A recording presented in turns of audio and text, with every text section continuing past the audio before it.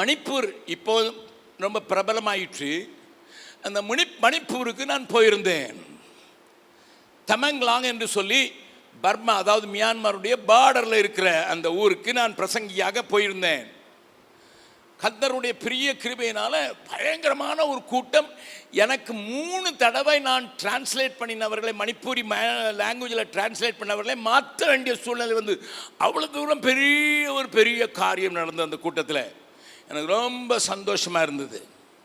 நானே என்னோடு கூட பணி செய்கிற விக்டர் இம்மானுவல் ஒரு தம்பியையும் கூட்டி போயிருந்தேன். நன்றாக கவனிங்கள். அப்பொழுது அங்கே உள்ள சபையில் பேச முடியாது, பல சபைகள் இருந்தது. அந்த சபையில் பேசும்படியாக ஞாயிற்றுக்கிழமை போனபோது அது ஒரு பெரிய மூங்கிலால் செய்யப்பட்ட சபை, முழுவதும் மூங்கில். அதுவும் பியூட்டிஃபுல் மூங்கில், சும்மா நம்ம ஊர் மாதிரி இல்லை, எல்லாம் ஒன்று போல சைஸு பளபளன்னு இருக்கும். இந்தியாவில் பிரம்புன்னு சொல்கிறாங்க, அந்த பிரம்பு ஜாஸ்தி கிடைக்கிறது மணிப்பூரில் தான். அந்த அந்த சர்ச்சில் ஜெபம்னா பாஸ்டர் கேட்டேன், ஐயா அழகாக கேட்டிருக்கேன், பெஞ்செல்லாம் மூங்கில், உட்கார சேர் மூங்கில், பாஸ்டர் போட்டிருக்கிறது எல்லாம் மூங்கில், எல்லாமே மூங்கில். நான் கேட்டேன், ரொம்ப இவ்வளோ அழகாக நேர்த்தியாக செஞ்சுருக்கீங்க, ஒரே அளவில் எல்லாம் செய்திருக்கீங்க. அவர் சபையில் 2000 பேர் இருந்தாங்க, 2500 பேர் இருந்திருப்பாங்க. 2000 பேர் நான் பேசின கூட்டத்தில் இருந்தாங்க. அவர் சொன்னார், பிரதர் தெரியுமா, எல்லா வாலிபர்களும் ட்ரக் அடித்து அங்கங்கே அட்டகாசம் பண்ணிட்டு இருந்தான். எங்கள் சபைகளில் வாலிபர்கள் வர மாட்டாங்க, ஆண்களை பார்க்க முடியாது. சாதாரணமாக ஆதிவாசி சபைகளின் ஆதிவாசி பக்கத்தில் பெண்கள் தான் ஜாஸ்தி வேலை செய்வாங்க. காலையில் 4:30 மணிக்கு எழுந்திரிச்சு வேலைக்கு ஆரம்பித்தாங்கன்னா ராத்திரி 9 மணி வரைக்கும் வேலை செய்வாங்க. மரம் வெட்டுறது அவங்க தான் வெட்டுவாங்க, எல்லா வேலையும் செய்வாங்க. இந்த ஆண்கள்லாம் உட்காந்து கையை கட்டி கதை அடிச்சுக்கிட்டு இருப்பாங்க. அதுதான் சாதாரணமாக நடக்கிறது. ஆகையினால நான் கூட்டம் நடத்தும்போது ஆண்கள் இல்லை.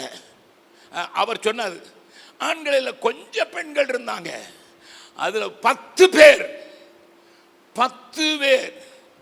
அப்போ நான் சொன்னேன், அவங்கள நான் பார்க்கணும், நான் உங்களை பார்க்குறதுக்கு என்ன வச்சுருக்கேன், உங்களுக்குன்னு தான் கையால் ஒரு பெரிய போர்வையை நெய்திருக்காங்க. எங்கள் ட்ரைபை குறிக்கிற மாதிரி பார்டர் போட்ட ஒரு போர்வையை உண்டாக்கியிருக்காங்க. அதை போத்துறதுக்கு வருவாங்க, நான் அவங்களுக்கு சொல்லிக் கொடுக்குறேன்னு. எனக்கு இப்போ ஆராதனையில் பேசக்கூட இஷ்டம் இல்லை, இந்த ஆட்களை பார்க்கணும், 10 பேரையும் பார்க்கணும் ரொம்ப ஆசை. ஆராதனை முடிஞ்சு டீ குடிச்சிக்கிட்டு இருக்கும்போது அந்த 10 பேர் வந்தாங்க. எல்லாம் 70 வயதை தாண்டின கிளவி, ஒரு அம்மாவை தவிர. அவங்க வந்து எனக்கு அவங்களுக்கு ரங்மாய் அப்படின்னு ஒரு பாஷை தான் தெரியும், ஹிந்தியும் தெரியாது, இங்கிலீஷும் தெரியாது. ரங்குமாயின்னுட்டு ஒரு பாஷை தான் தெரியும், அதைத்தான் அவங்க பேசுவாங்க. அவங்க வந்து இந்த 70 வயதை தாண்டின இவங்க எல்லாம் கையை குடிக்கும்போது பாறையை பிடிச்ச மாதிரி இருந்தது, கை அவ்வளோ காப்பி ஏறி இருந்தது. அப்போ நான் கேட்டேன், பாஸ்டர்கிட்ட கேட்டேன், இவங்க கையெல்லாம் இப்படி இருக்கு ஐயா? ஆமாம், வீட்டில் வேலை செய்வாங்க, வீட்டில் காட்டில் போய் மரம் நட்டுவாங்க, எல்லாம் பண்ணுவாங்கல்ல, அவங்க தான். ஆனால் பிரதர் உங்களுக்கு தெரியுமா, இந்த 10 பேரும் இரவு 9:30 மணிலேருந்து 11:30 மணி வரைக்கும் வேலையெல்லாம் முடிச்சுட்டு காட்டுக்குள்ளே கலந்து அழுவாங்க. எங்கள் வாலிபர்களை திரும்ப தர மாட்டீரா, எங்கள் ஆண்களை திரும்ப கொண்டு வர மாட்டீரா, எங்கள் தலைவர்களை ரட்சிக்க மாட்டீங்களான்னு சொல்லி அழுவாங்க. அதில் ஒரு பெண் இருந்தாலே, அவள் கையில் பிள்ளை வச்சுருந்தா. அவர் காட்டிட்டு சொன்னார், இந்த பிள்ளை இப்போ சொன்னார், அப்போ 6 மாதமாக இருந்தது.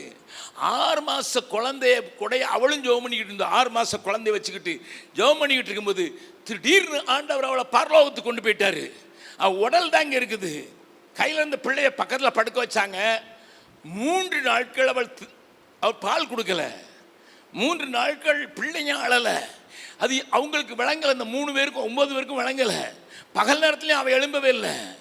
என்ன நடந்ததுன்னு கேட்டேன். அப்போ அவங்க சொன்னாங்க, நாங்கள் ஜெபம் பண்ணோமா, எங்களில் 3 பேருக்கு கண்ணு திறந்தது, அங்கே ஒரு தேவதூதன் வந்து பிள்ளைக்கு பால் கொடுத்துக்கிட்டு இருக்கிறத நாங்கள் பார்த்தோம். எனக்கு விளங்கவே இல்லை. அந்த சகோதரி கேட்டா, அந்த நேரத்தில் நான் பரலோகத்துக்கு போய் எடுக்கப்பட்டிருந்தேனே, அந்த நேரத்தில் இந்த பிள்ளைக்கு தான் தேவதூதன் பால் கொடுத்தான்னு இப்போ 1.5 வயசு பிள்ளையை கையில் காட்டுறாங்க. நல்லா கவனிங்க. அப்போ நான் கேட்டேன், எப்படிப்பட்ட ஜெபம் பண்ணாங்கன்னாங்க கேட்குறதுக்கு நேரம் இல்லைனால சாயங்கால கூட்டத்துக்கு வேறு ஆயத்தப்படுத்தணும். அவர் சொன்னார், இவங்க ஜெபம் பண்ண போது காட்டில், பஜாரில், பஸ் ஸ்டாண்டில் எல்லாவனுக்கும் ஒரே நேரத்தில் கண்ணிங்களில் கண்ணீர் ஊற்றி பாவ உணர்வு வந்தது.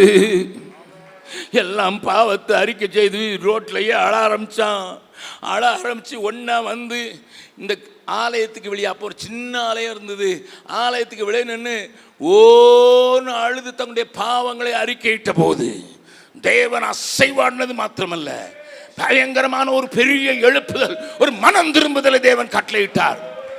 கர்த்தருடைய பரிசுத்த நாம ஸ்தோத்திரம். அப்போ மழை காலம் ஆரம்பிக்குது. இப்போ மழை காலம் வர ஆரம்பிக்குது. ஏன்னா இது நடக்கிறது மே மாதத்தில். ஜூன் மாதத்தில் எங்கள் வட இந்தியாவில் மழை ஆரம்பிச்சிடும். அது நல்லா ஊற்றுற சிறப்பஞ்சிக்கு பக்கத்தில் இருக்கிற இடம், அதனால் மழை நல்லா போதும். அப்போ பாஸ்டாய நான் சொன்னேன், டேய் இனிமேல் கூட முடியாதுல்ல, மழை ஊற்ற போகிற இடம். அவங்க சொன்னாங்க, பாஸ்டர் நீங்கள் சொல்லுவீங்கன்னு எங்களுக்கு அறிஞ்சு நாங்கள் திட்டம் பண்ணிட்டோம், என்ன பண்ணிட்டோம் அப்படின்னு போய் காட்டுக்குள்ளே போய் மரங்களை வெட்டி 21 நாளில் அந்த சர்ச்சை கட்டினாங்க. பிரதர், எழுப்புதல் வந்ததுன்னா என்ன வரும்னு நான் பார்த்தேன்யா. எழுப்புதல் நடந்ததுன்னா என்ன நடக்குன்னு பார்த்தேன். அவர் பாஸ்டர் சொன்னார், 21 நாளில் இந்த 2000 பேர் உட்காரக்கூடிய எல்லா பெஞ்சில் இருந்து எல்லாவற்றையும் அவங்க மூங்கிலே செய்ததுக்கு காட்டுக்குள்ளே போய் ஒரே சைஸாக இருக்கிற மூங்கில் வெட்டிட்டு எல்லாத்தையும் என்ன அழகாக கட்டியிருக்காங்க பாருங்கன்னு போது என் இருதயத்தில் ஒரு பெரிய ஆள், ஆண்டவரே எங்கள் தேசத்தின் ஒரு ஓரத்தில் இருக்கிற ஒரு மணிப்பொருளை இதை செய்ய முடியுமானால், எங்கள் தமிழ்நாட்டில் இத்தனை ஜனங்கள் ஜபிக்கிற போது, என்னுடைய ஊழியர்கள் ஆண்டவரை நோக்கி கதறும் போது, ராக்காலங்களிலே அவர்கள் புறாக்களை போல ஓலமிடும் போது ஏன் செய்ய மாட்டீர்கள்? ஆண்டவர் எனக்கு கொடுத்த பதில் என்ன தெரியுமா? Your people are not ready.